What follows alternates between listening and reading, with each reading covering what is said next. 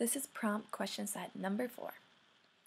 What have you concretely learned about achievement gaps experienced by specific groups of students as a result of your examination of course content, the sources on your annotated bibliography of research journals, and your experience in the clinical setting? In general, achievement gaps are existent, whether it be in knowledge level, grade level. There's always some differences, and even in ethnic and diverse settings there are. You can see from cultural values where these achievement gaps lie. I have noticed in the Asian students that I have observed that there is a strong drive for success no matter which topic. They are looked at as overachievers and quiet, but there have been multiple instances where I've seen them break out of this standard or this, what's the word I'm looking for, preconceived notion of who they are. There's a speech class, and for privacy issues I will call her Jessica, and she does very well, but she strives to learn from each time, even if that means that she won't get an A and doesn't mean everything or doesn't learn everything to the 100% standard that some of the Asian cultures live by. And she focuses on well-rounding herself in all aspects and having more of a voice in the classroom.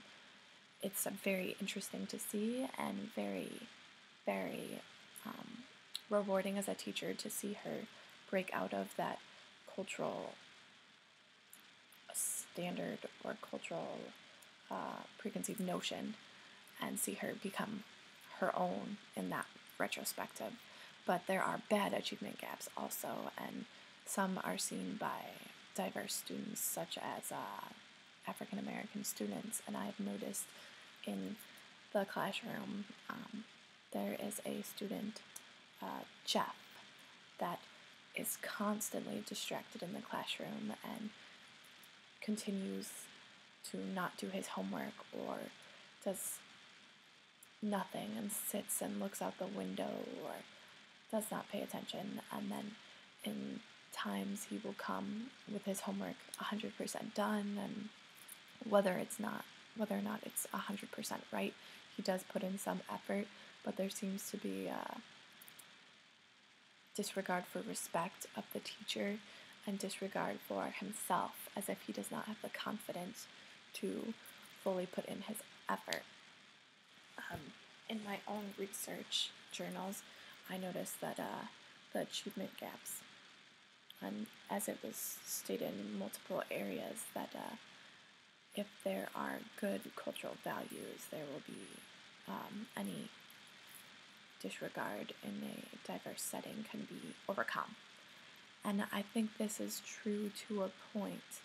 You can have good cultural values and be raised with good cultural values, but I also think that the student has to want to improve and succeed.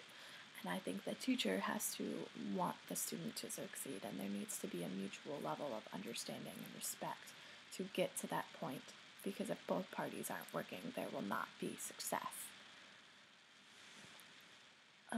I think that this achievement gap also has to do with style of teaching. I noticed that teachers in this clinical setting only stick to their way of teaching. Lots of them use active learning, which I think is a great asset for the classroom and I think helps a lot of students, but I'm not sure it helps all students. I think Jeff, for example, would flourish from a more direct, one-on-one interactive and extra help, and I know that's hard to achieve in a classroom of 35 students of all different learning levels in this one blended classroom. But I think whether it be a teacher helper like me or doing field experience, coming in and helping and just paying that extra attention to him, it would get him motivated to do better. And I think with achievement gaps, it needs that extra push and that extra bit of help to focus and get all of your students on at least a basic understanding of the material as a whole to achieve student success.